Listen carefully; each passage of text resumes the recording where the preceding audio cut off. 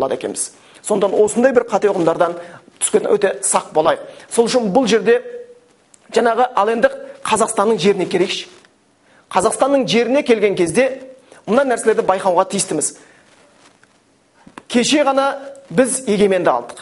Дінге еркіндік беріле бастады. Сол заманда өмір сүрген көбіміз бар. Мүмкін жастар білмеген шығар.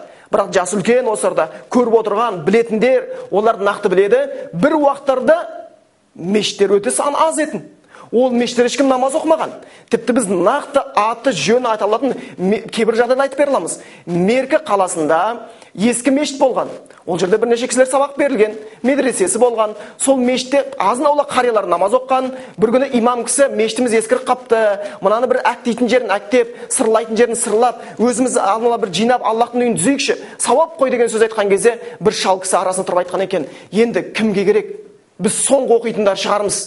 Оны әуре болып әктеп не қыламыз деген сондай бір үміт үзілген сезімге дейін барып тұрған кезде бір уақытта үлкен мешіттер соғылып, сол соғылған мешіттің ішіне адамдар сыймай, мешіттің ішіндегі адам саны сырттағы адамдар саны қаптап, сәждеге тұрып, құлшылықтар жасалып, имамдар мінберлердің үстінде Алланың сөзін айтып, бір Аллахқа сену керектігін, палшыға барудың дұрыс еместігін жария айтып атқан кездерде енді бізге не керек болып тұр енді? Аллахтың бізге сұрағанымыз осы еді ғой. Сұрағанымызды берген кезде енді бұл не сасқандық болып қалады екен. Сол үшін мына Қазақстанның жерінде мешіттің соғылып жатыр ма? Соғылып жатыр. Кітабың шығарып жатыр ма? Шығып жатыр. Құраның қазақтың тілінде ма? Жоқ әлде орыстың тілінде ма? Аударылып жатыр ма? Аударылып жатыр. Имамдар айтатын уағызын айтып жатыр ма? Айтып жатыр. Жақсылыққа шақырып жатыр ма? Шақырып жатыр. Сондықтан біздің қоғамда болып жатқан үлкен бір нәрселер бар. Біз жоғарыда айтып кеттік, ең маңызды нәрсе таухидке шақыру, ең ауыр күнә ширк дедік. Қазақстанның жерінде әлбір кейбір ширктің белесте тұрған кезде, сол ширктен арашалайын, ширктен тазартайын, таухидке шақырайын деген үлкен міндет тұрған кезінде бір уақытта сен келесің да кейінгі бір іспен араласам деп маңызды істерге зиян тигізесің. Және де бір нәрсені өте біліңіздерші бауырлар. Мұсылман өзі бір намыстап алып, эгоист болып кетуден өте сақ болсын. Мұсылман деген жеке басының ғана қамын ойлайтын адам емес. Сен жәннатқа кіргің келіп тұрса да өзгеге пайдаң тиюге тиіссің. Қазір шындап келгенде ислам үшін өлуден, ислам үшін өмір сүру қиын болып тұрған естен шығармайық бауырлар. Сен тірі болуға тырыс. Сен сол тірлігіменен өзің құлшылығыңды көрсет. Сен өзің мінезіңді көрсет. Сен ақиқат сөзіңді көрсет. Өзіңнің жаңағы жақсылығыңды көрсет. Сенен басқалар жақсылық тарасын. Хайруннас анфауннас. Адамдардың жақсылығы басқаларға пайдалы болған дейді. Бұл тек мұсылман айтқан жоқ, басқаларға пайдалы болған деп отыр. Ондай болатын болса, сен осы нәрсені білуге тиіссің. Сен эгоисттікке түсіп жүрме. Бұл эгоисттік мұсылманға тән нәрсе емес. Жеке басын қамын ойлап, өзге күл болмаса пүл болсын, не болса о болсын деп жеке басқа кетіп қалма. Сен әрбір шешім қабылдап жатқан кезде, біріншіден ол жақта отқан жихад дұрыс болмайтын болса, егер сен сол жақ кеткен екен, оның салдары одан да орасан үлкен апаттар әкеліп жатқан жоқ па еді?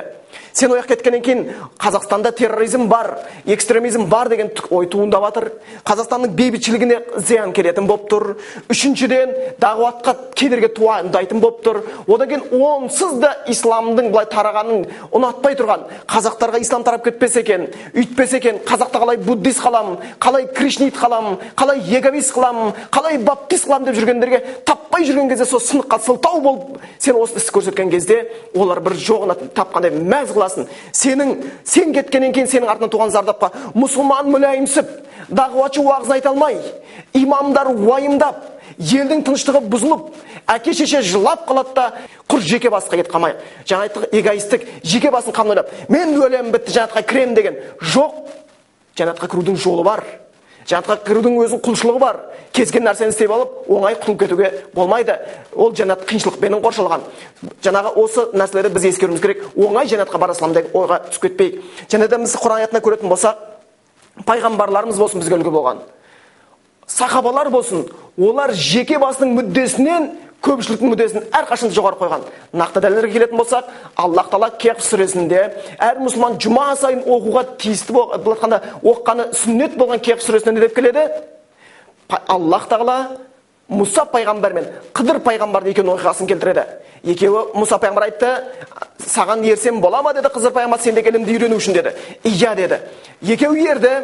ергеннен кейін бірінші кемеге мінді, фанталақа хатта изракиба фил, жаңағы олар барды, жаңағы олар екеуі бірге кетті дейді.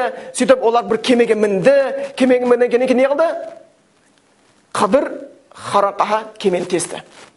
Оған Мұса пайғамбар таң қалды да айтты: ахарақтаха ли туғриқа ахлаха. Мән беріңіздер, Аллахтың аяты, көңіл бұрыңыздар. Не деп жатыр? Ей, кемені, міскіндердің кемесі мінген еді. Екеуі отырды. Бұрақта Қызыр пайғамбар алды да кеменің астынан бір ағашты суырып, су ағатындай қойды, айып жасады. Сонда Мұса пайғамбар көрді да айтты: ей, сен не істеп жатсың деді. Сен не істеп жатсың? Кемені тесқанда. Кемеде кім отыр? Қыдыр отыр, пайғамбар. Кемеде кім отыр? Мұса пайғамбар отыр. Кемеде кім отыр? Басқа да адамдар отыр. Не деп айтты? Ей, мен суға батамын ғой. Не, мені өлтіргің келіп жатыр деп өз жеке басын ойлады ма? Жоқты Мұса пайғамбарға өзің батасың ғой деп оны айтты ма? Жоқты біз батамыз ғой деп екеуін ғана айтты ма? Жоқ. Литуғриқа ахлаха. Кемедегілер суға батып кетеді ғой деп айтты да. Көпшіліктің жағдайын ойлады. Сол үшін жеке бір бастың мүддесін көздеп, ертең көпшіліктің пайдасы еркін құлшылып атқан құлшылықтарға кедергі тигі жасап жүрмейік. Ертең соғылып атқан мешіттердің батқанда құлауына себеп келіп қабылып жүрмейік. Ертең орамал таққан иманды да инабалы қыздарымыздың басына күн туып, оларға көшенің байсында ей уахабисттер, ей террористер деген сөзді естіп, олар жаны ауруына біз себепкер келіп жүрмейік. Ертең шынымен де уағыз айтқандардың уағызының айтылмай, олардың діннің тарамай қалғаны біз себепкер қабылып жүрмейік. Егер Қазақстанда осындай бір мешіт соғылған болса, осы кезде біреу таухидты түсінген болса, Құдайға біреу құлшылық істесе, палшылықтан, молаға сүйінден біреу бас тартықтан болатын болса, соның бәрі имамдар мен дін уақытшыларының еңбегі. Ол нәтиже беріп тұр. Нәтиже беріп тұрған нәрседен енді біз қайда кетіп баратырмыз? Не нәрсе?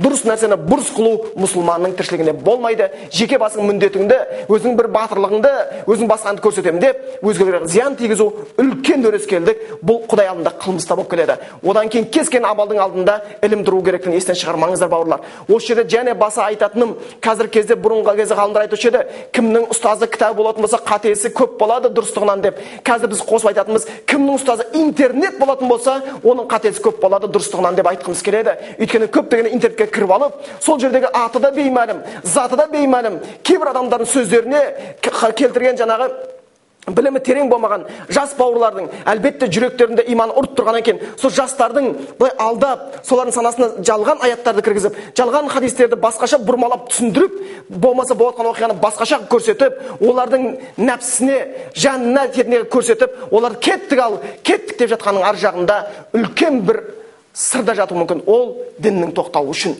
Сол үшін шынымен де осы нәрсе интернетке алданып қалмайық. Кез келген сайтқа кіріп алып, кез келген кісінің сөзін тыңдап, міне шақырып жатыр жетіқатқа деген нәрсеге алып барудан өте алыс болайық, бауырлар. Әсіресе кейінгі кезде мынандай нәрселер жиі пайда отыр екен. Беделді бір адамдардың аттарын пайдаланып, Шейх Усеймин айтты, пәлен айтты, түген айтты деп, бірақ шынап келсең олардың үзінділерін қырқып алғанда, толық мағынасын берместен, соның атын пайдаланып, айтқанда сол жаңағы үлкен кісілердің атыменен жалғандыққа шақырғысы келіп жатқандар бар. Соның біреусі өзімді жақын